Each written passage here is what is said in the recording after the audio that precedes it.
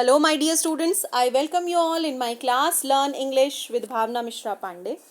तो आज हम करने वाले हैं textual question answers of the chapter the address, जो कि सेकेंड चैप्टर है आपकी स्नैपशॉट बुक का. So let's start. Question number 1. Have you come back? Said the woman. I thought that no one had come back. Does this statement give some clue about the story? If yes, what is it? तो woman पूछती है, have you come back, क्या तुम वापस आ गए? मैंने सोचा कि कोई भी वापस नहीं आया. तो ये स्टेटमेंट इस स्टोरी के बारे में क्या क्लूज देता है, क्या इंडिकेट करता है? अगर कुछ क्लूज हमको मिलते हैं तो वो क्या हैं? Yes, the statement gives some clue about the story. हाँ, सच में ये स्टेटमेंट जो है वो हमको कुछ क्लूज देता है, कुछ इंडिकेट करता है स्टोरी के बारे में. During the early part of the war, Mrs. Darling had shifted the important belongings of her acquaintance Mrs. S from her house to 46 Marconi Street. तो during the early part of the war चल रहा था. तो war के first half में जो Mrs Darling थी, अब मिसेस डॉर्लिंग कौन थी?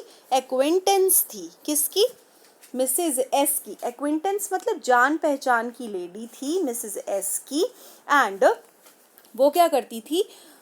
वॉर के टाइम पे, जब वॉर हो रहा था उस टाइम मिसेस एस, जो कि एक ज्यू थी और बहुत ही रिच लेडी थी, उसकी जितनी भी बिलोंगिंग्स का मतलब उसके पास जितनी भी वैल्यूएबल थिंग्स थी वो मिसेस एस के घर से अपने घर पे शिफ्ट कर देती थी.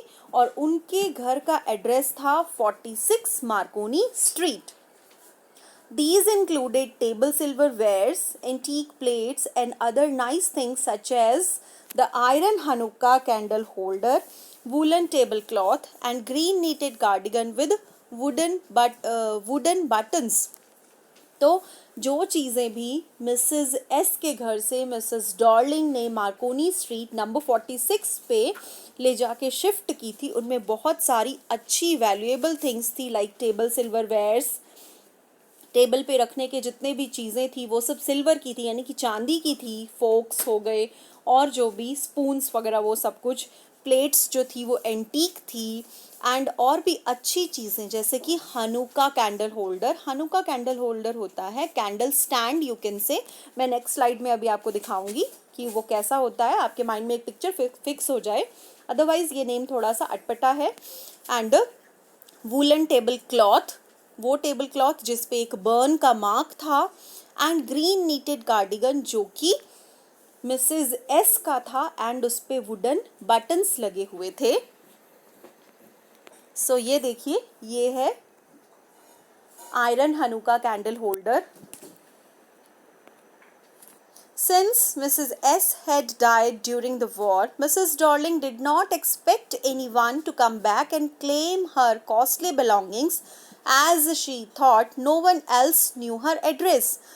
क्योंकि मिसेस एस जो थी वो वॉर के टाइम पे उनकी डेथ हो गई थी, वो मर चुकी थी. एंड मिसेस डॉर्लिंग ने एक्सपेक्ट नहीं किया था, बिल्कुल भी आशा नहीं की थी कि कोई वापस आएगा इस युद्ध से, क्योंकि ज्यूज़ को वहाँ पे भागना पड़ा था वहाँ से. एंड मिसेस डॉर्लिंग सेफ थी क्योंकि शी वॉज नॉट अ ज्यू, वो ज्यू नहीं थी. एंड मिसेस एस को खतरा था क्योंकि वो एक ज्यू थी एंड वो मारी भी गई. तो मिसेस डॉर्लिंग ने सोचा कि वो सेफ है. एंड अब उसको बिल्कुल भी आशा नहीं थी कि कोई आएगा और वो जो वैल्यूएबल थिंग्स उनके पास हैं, कॉस्टली थिंग्स, बिलोंगिंग्स उनके पास हैं, उस पर कोई क्लेम करेगा, यानी कोई दावा करेगा कि ये मेरी है, मुझे वापस दो. और वो ये सोचती थी कि कोई भी उनके एड्रेस के बारे में, नोबडी नोज, कि किसी को भी उनके एड्रेस के बारे में कुछ भी पता नहीं है. द स्टेटमेंट इंडिकेट्स, ये स्टेटमेंट बताता है the greedy and possessive nature of Mrs Darling. और ये सारी चीज़ें हमको क्या बताती हैं, जो बिफोर मैंशनड उसमें क्वेश्चन में जो मेंशन था कि I thought no one had come back, तो वो स्टेटमेंट इंडिकेट करता है ग्रीड, यानी कि लालच. एंड पजेसिव नेचर मतलब सारा कुछ मेरा हो जाए. तो ऐसा nature, selfish nature Mrs Darling का शो होता है स्टेटमेंट से, जो कि क्वेश्चन में दिया गया है. She did not open the door to the daughter of her former acquaintance, nor did she show any signs of recognition. And neither and nor का यूज़ किया गया है। नाइदर नॉर का मीन्स होता है ना तो वो गेट खोलती हैं और ना ही वो पहचानती हैं। तो ना तो उन्होंने गेट खोला एंड पहचानने से भी इनकार कर दिया। फेस पे कोई ऐसा साइन नहीं लेकर के आई जिससे उनको लगे, मिसेस एस की डॉटर को ये लगे कि वो मुझे जानती हैं। She did not let the girl in and even उन्होंने उस गर्ल को अंदर भी नहीं आने दिया। The narrator had gone to this address with a specific purpose, और जो नरेटर है वो इस एड्रेस पे, एड्रेस था 46 मार्कोनी स्ट्रीट, किसी स्पेसिफिक पर्पस से गई थी, एक स्पेशल पर्पस से गई थी। क्या था वो? To see her mother's belongings, वो अपनी मदर की जो पुरानी यादें थी उनको देखने गई थी, क्योंकि अब मदर तो थी नहीं। एंड उस मेमोरीज से वो क्या करना चाहती थी, वो पास्ट के जो मोमेंट्स थे उनको रिवाइव करना चाहती थी। Even when she told Mrs Darling that only she had come back, the woman with a broad back did not soften a bit. जब उन्होंने ये बोला मिसेस डॉर्लिंग को कि केवल वो ही वापस आई हैं, तब भी वो जो वूमन थी विद ब्रॉड बैक का क्या मीन्स होता है? विद ब्रॉड बैक का मीन्स होता है ऐसा जिसको कोई कुछ भी, कोई उसकी कितनी भी इंसल्ट कर ले उसको कोई फर्क ना पड़े, ऐसा। इतना कहने के बावजूद भी वो लेडी बिल्कुल भी सॉफ्ट नहीं हुई। Thus, the clash of interests is hinted at by the aforesaid statement. Aforesaid statement का मीन्स होता है above mentioned, जो क्वेश्चन में सेंटेंस मेंशन किया गया है, previously mentioned statement in the question, वो क्या बताता है? इंटरेस्ट्स का क्लैश बताता है। एक लेडी ने अपनी सेल्फिशनेस के लिए इतनी सारी चीज़ें अपने घर पे रखी हैं जो कि दूसरे की हैं, एंड दूसरी जो नरेटर वहाँ पे आई है वो केवल और केवल अपनी मेमोरीज को रिवाइव करने के लिए वहाँ पे आई है। So let's see question number 2. The story is divided into pre-war and post-war times. What hardships do you think the girl underwent during these times? तो ये जो स्टोरी है, द एड्रेस, मार्गा मिंको ने लिखी है, एंड इसमें इस स्टोरी को डिवाइड किया गया है pre war period and post war period के बीच में। तो ऐसे कौन कौन सी हार्डशिप्स थी? हार्डशिप्स मीन्स कठिनाइयाँ क्या थी जिनसे उन गर्ल को निपटना पड़ा था। तो कौन सी थी वो? During the pre war times the narrator lived in some other city far away from home and she visited her mother only for a few days. Pre war के टाइम पे नरेटर जो हैं, मिसेस एस की daughter means, तो वो कहाँ रहती थी? वो किसी और जगह पे रहती थी, अपनी मदर के पास नहीं रहती थी, एक स्मॉल रेंटेड रूम में, एंड अपनी मदर के पास वो विजिट करती थी। कब? Only for a few days, बहुत कम टाइम के लिए। अ फ्यू का मतलब होता है कुछ, और फ्यू का मतलब होता है कुछ नहीं, nothing, negative. Okay, so during the first half of the war, the narrator's mother was always afraid that they may have to leave the place and lose all valuable belongings. तो first half of the war के time पे, जब वो युद्ध हो रहा था, उस टाइम नरेटर की जो मदर थी वो बहुत ज़्यादा वरिड थी, डरी हुई थी, अफ्रेड थी कि शायद उनको अपना ये जो प्लेस है, ये जो घर है, छोड़ के जाना पड़ेगा, एंड उनकी जो इम्पॉर्टेंट थिंग्स हैं, वैल्यूएबल बिलोंगिंग्स हैं, वो सारी की सारी उनको छोड़ करके भागना पड़ेगा यहाँ से, due to the war. The narrator lived in the city in a very small rented room. Its windows were covered with blackout paper. तो नरेटर जिस सिटी में रहती थी वहाँ पे भी वो एक बहुत छोटे से रूम में रहती थी, एंड उसकी जो विंडोज़ थी उसको भी कवर कर रखा था। मीन्स वो भी बिल्कुल, ब्लैकआउट का मीन्स होता है अंधकार से भरी हुई, यानी कि वो भी बिल्कुल ब्लैक पेपर से ढकी हुई थी, एक तरह से अंधेरा था रूम में। अंधेरा मतलब सो दैट कि किसी को विजिबल ना हो पाए। She could not see the beauty of nature outside her room, and वो अपने रूम से बाहर भी, even she can't pep through the window, बाहर नहीं देख सकती थी, क्योंकि शी वॉज अ ज्यू, वो ज्यू फैमिली से बिलोंग करती थी, एंड वॉर टाइम चल रहा था। The threat of death loomed large. Threat of death का मतलब होता है चारों तरफ, लूम्ड का मतलब है छाया हुआ होना, तो चारों तरफ क्या था? मौत छाई हुई थी, डर छाया हुआ था। किसका? मौत का। After the liberation everything became normal again, and after the liberation मतलब लिबरेशन यानी मुक्ति, जब पूरा फ्रीडम जब हो गई उसके बाद सब कुछ क्या हो गया, फिर से नॉर्मल हो गया. Now bread was getting to be a lighter colour. अब क्या हुआ, bread was getting to be a lighter colour का मीन्स है कि life was slowly returning to normalcy, यानी कि लाइफ क्या हुई, अब फिर से नॉर्मल होने लगी थी. She could sleep in her bed without any fear of death, और अब वो चैन की नींद सो सकती थी, अपने बेड पे अपने रूम में इजीली रह सकती थी. She could glance out of the window of her room each day, वो हर दिन अपने रूम से बाहर भी झांक सकती थी. One day she was eager to see all the possessions of a mother which she knew were stored at number 46 Marconi street. And एक बार उसके मन में इच्छा हुई कि जितनी भी पोजेशंस उसकी मदर के हैं, उनकी मदर की बिलोंगिंग्स हैं, जो चीज़ें उसकी मदर से बिलोंग करती हैं, उनके घर से बिलोंग करती हैं, उसको पता था, किसको, नरेटर को, मिसेस एस की डॉटर को, कि वो सारी एक जगह पे स्टोर करके रखी हुई है. एंड वो जगह है 46 मार्कोनी स्ट्रीट, जो कि मिसेस डॉर्लिंग का घर है. She went to that address, वो वहाँ पे गई. शी फेल्ट डिसअपॉइंटेड, और वो बहुत निराश हुई. When Mrs Darling neither recognised her nor let her in, ना तो उसको पहचाना एंड ना ही उनको लेट हर इन मतलब अंदर आने दिया. She asked her to come again someday, and उनको ये कह के भेज दिया नरेटर को कि किसी दिन आना. It was evident that she wanted to put her off. और ये किस बात का साइन है, किस बात का प्रूफ है कि she wanted to put her off, मतलब उसको वो she doesn't want that girl to get her in, and she wanted to stop or prevent from doing something, मतलब वो उसको टालना चाहती थी एक तरह से. She was eager to see, touch and remember her mother's possession. कौन, narrator. Narrator was eager to see, सब कुछ वो देखना चाहती थी, वो टच करना चाहती थी मदर की पोजेशंस को, मदर की जो भी चीज़ें थी. So she had to take the trouble of visiting the place again, इसलिए उसने दोबारा से चांस लिया उन सारी चीज़ों को वापस से, उस जगह को वापस से विजिट करने का, उसी घर में 46 मार्कोनी स्ट्रीट पे दोबारा जाने का उसने डिसाइड किया. Question number 3, why did the narrator of the story want to forget the address. अब स्टोरी की जो नरेटर हैं वो क्यों चाहती थी कि वो भूल जाए उस एड्रेस को. एड्रेस क्या था, 46 Marconi street. And the narrator remembered the address her mother had told her only once. Narrator को याद था वो एड्रेस क्योंकि उनकी मदर ने उनको एक बार बताया था केवल. एंड वो क्या था, 46 Marconi street. Her mother's acquaintance, mother की जो पुरानी जान पहचान की लेडी थी, मिसेस डॉर्लिंग, लिव्ड देयर, वहाँ पे मिसेस डॉर्लिंग रहती थी. She had stored the valuable belongings of the mother's, narrator's mother there. And narrator की जो मदर थी उनकी जितनी भी बिलोंगिंग्स थी, जितनी भी कॉस्टली थिंग्स थी, वैल्यूएबल थिंग्स थी, वो सारी की सारी इस एड्रेस पे मिसेस डॉर्लिंग के घर पे सेव करके रखी गई थी. After her mother's death the narrator had an urge to visit the place.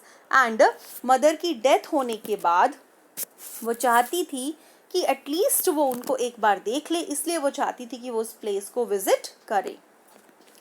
So she wanted to see those things, touch them and remember. She went to the given address twice. इसलिए वो उस address पे 2 बार गई. She was successful in her second attempt to enter the living room. First visit जब थी तो Mrs Darling ने उनको अंदर नहीं आने दिया. एंड सेकेंड विजिट पे she was successful, वो अंदर लिविंग रूम तक गई. She found herself in the midst of things she wanted to see again. And उन्होंने उन चीज़ों को दोबारा से देखा जो कि वो देखना चाहती थी. She felt oppressed in the strange atmosphere. उस एटमोसफियर पे उनको कैसे लगा, मतलब बहुत ज़्यादा. एटमोसफियर क्या था, स्ट्रेंज यानी कि अजीब. और शी फेल्ट ऑप्रेस्ड देयर, मतलब उनको बहुत अजीब लगा वहाँ पे. Everything was arranged in the tasteless manner, क्योंकि कोई भी चीज़ ढंग से नहीं रखी हुई थी. Nothing was there in apple pie order. इसलिए everything, the ugly furniture and the muggy smell that hung there seemed quite unpleasant. and जब वो उस सराउंडिंग में गई, वहाँ पे उन्होंने क्या देखा, जो फर्नीचर था वो बहुत ही अगली फर्नीचर मीन्स उस पर धूल वगैरह जमा हुई होगी, बहुत गंदा लग रहा होगा. मगी स्मेल मतलब ऐसी स्मेल आ रही थी, stele smell you can say. जब आप अपन कपड़ों को, कौन से कपड़े, जब अपने वूलन क्लॉथ्स को अपन अंदर रख देते हैं एंड जब उनको काफ़ी टाइम बाद बाहर निकाला जाता है तो वो कैसे हो जाते हैं, उसमें से मगी स्मेल आने लगती है। वैसी ही स्मेल आ रही, सीलन से भरी हुई यू कैन से, ऐसी स्मेल आ रही थी किसमें से, वो जो सामान थे उसमें से, क्योंकि वो प्रॉपरली प्लेस्ड नहीं थे एंड इसलिए उनको अच्छा नहीं लगा। किसको? मिसेस एस की डॉटर को। These objects evoke the memories of familiar life of former time. लेकिन इन सारी चीज़ों ने, जो भी सामान वहाँ पे रखा हुआ था, उसकी मेमोरीज उनके सामने एक कैसी नज़र आ रही थी उनको? फॉर्मर टाइम की फैमिलियर लाइफ उनको नज़र आ रही थी। वहाँ पे पहले जब वो अपनी मदर के साथ रहती होंगी तो वो सारी मेमोरीज उनके सामने आ रही थी, रिकॉल हो रही थी। इवोक का मतलब क्या होता है? इवोक मीन्स रिकॉल, यानी कि पहले वाली फीलिंग्स, मेमोरीज को रिकॉल करना, याद करना। But they had lost their value, लेकिन अब उनकी वैल्यू जो थी वो ख़त्म हो चुकी थी। Since they had been separated from her mother and stored in strange surroundings. तो क्योंकि वो सारी चीज़ें अब सेपरेट हो चुकी थी, अलग हो चुकी थी, क्योंकि पहले जो घर था उससे उनकी यादें जुड़ी हुई थी, लेकिन अब वो कहाँ थी? 46 मार्कोनी स्ट्रीट पे थी, इसलिए उनको वो सराउंडिंग क्या लगी? बिल्कुल strange. She no longer wanted to see, touch or remember these belongings. लेकिन अब जो है नरेटर, वो उन चीज़ों को ना तो देखना चाहती थी, ना टच करना चाहती थी और ना ही वापस याद करना चाहती थी। She resolved to forget the address and उन्होंने निश्चय किया कि अब वो इस एड्रेस को भूल जाना चाहती हैं। She wanted to leave the past behind and decided to move on. और उन्होंने डिसाइड किया कि वो अपने पास्ट को पीछे छोड़ते हुए अपनी लाइफ में आगे जाएंगी, क्योंकि ये सारी मेमोरीज उनको पास्ट रिमाइंड करवाती हैं, उनकी मदर के बारे में याद दिलाती हैं। Sorry. Question number 4. The address is a story of human predicament that follows war. Comment. अब जो ये स्टोरी है, ये स्टोरी क्या बताती है? ह्यूमन प्रेडिकामेंट, अनप्लेजेंट सिचुएशन किसकी? वॉर के बारे में बताती है। तो इस पे हमको अपनी टिप्पणी देनी है, कमेंट करना है। The war creates many difficult and unpleasant situation from human beings. ये हम सभी को पता है, इट इज़ वेल नॉन कि वॉर जो है वो क्या करते हैं? बहुत ही difficult and unpleasant situation create करते हैं पीपल के लिए। डिफिकल्ट मतलब बहुत मुश्किल एंड अनप्लीजेंट मतलब जो किसी को भी अच्छी नहीं लगती, ऐसी situations. Sometime it becomes difficult to know what to do, और कभी कभी ऐसा हो जाता है कि हमको पता ही नहीं चलता कि उस स्थिति में, उस परिस्थिति में क्या करना है। The human predicament that follows war is amply illustrated through the experience of the narrator. And humans की स्थिति के बारे में, अनप्लीजेंट स्थिति के बारे में जो कि वॉर के बाद होती है, जिससे वॉर होते हैं, वो सारी चीज़ें एम्पली इलस्ट्रेटेड, यानी कि इनफ, पूरी सफिशिएंट वे में इलस्ट्रेट कर रखी है, बता रखी है। कहाँ पे? इस स्टोरी में, through the experience of narrator, narrator की एक्सपीरियंस से। The war has caused many physical difficulties as well as emotional sufferings to her. अब इस वॉर की वजह से बहुत सारी फिजिकल डिफिकल्टीज भी हुई, किसको? नरेटर को, एंड इमोशनल सफरिंग्स भी, एंड उनको इमोशनली भी बहुत ज़्यादा, उनकी फीलिंग्स को बहुत हर्ट हुआ एंड उनको बहुत ज़्यादा सफ़र करना पड़ा due to this war. She had lost her mother, वो अपनी मदर को भी खो चुकी थी। She went to 46 Marconi street to see her mother's valuable possessions. जब वो वहाँ पे गई, how greedy and callous human beings can become is exemplified by the behavior of Mrs. Darling, and Mrs. Darling के कैरेक्टर के through क्या दिखाया गया है कि पीपल कैसे कैलस हो सकते हैं। कैलस का मीन्स कठोर, एंड इन इंग्लिश इनसेंसिटिव या क्रूअल आप कह सकते हैं। क्रूअल डिसरिगार्ड फॉर समबडी, किसी के लिए भी इनसेंसिटिव होना, बहुत ज़्यादा कठोर हो जाना, किसके थ्रू दिखाया गया है? मिसेस डॉर्लिंग के कैरेक्टर के थ्रू। एग्जाम्पलीफाई मतलब एग्जाम्पल दे के बताया गया है, चित्र दिखाया गया है। She had stored all the valuable belongings of narrator's mother but she refused to recognise the narrator. अब उन्होंने क्या किया? नरेटर की मदर की सारी वैल्यूएबल थिंग्स अपने पास रख ली, लेकिन जब नरेटर वहां पे आई तो उसको पहचानने तक से भी इनकार कर दिया.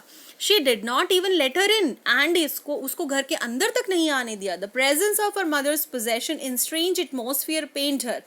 एंड नरेटर की मदर की जितनी भी पोजेशंस थी, जितनी भी वैल्यूएबल थिंग्स थी, वो सारी स्ट्रेंज एटमोस्फियर में देख करके उसको बहुत पेन हुआ, उसको बहुत दर्द महसूस हुआ कि वो चीज़ें अब कहाँ पड़ी हैं, बिल्कुल भी बहुत गंदे तरीके से पड़ी हैं, ना उनकी कोई सफाई है, एंड चारों तरफ का जो एटमोस्फियर है वो भी कैसा है, बिल्कुल स्ट्रेंज. तो उससे लगा उनको कि वो कोई कनेक्टिविटी नहीं दिखा रही, उसकी पास्ट चीज़ों से तो वो कनेक्टेड है, लेकिन जिस एटमोस्फियर में वो है वो क्या देती थी उनको, पेन, नरेटर को.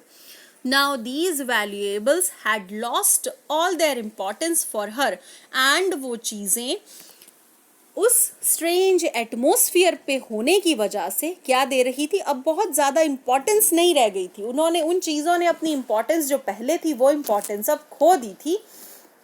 As they had been separated from her mother, क्योंकि अब वो सारी चीज़ें उसकी मदर से भी क्योंकि वो सारी चीज़ें तो वहाँ पे थी, लेकिन जो नरेटर है वो अपनी मदर से सेपरेट हो चुकी थी, अलग हो चुकी थी. she could get no solace or comfort from them, and उन सारी चीज़ों को देख के भी उसको कोई कंफर्ट नहीं फील हो रहा था. सोलेस का मतलब भी वही है, कंसोलेशन, सांत्वना. कुछ उनको इस डिस्ट्रेस से भरे हुए टाइम में, इस सैड मोमेंट में उनको कोई कंफर्ट नहीं मिल रहा था उन सारी चीज़ों से.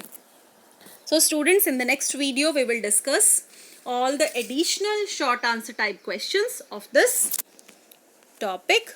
So bye bye.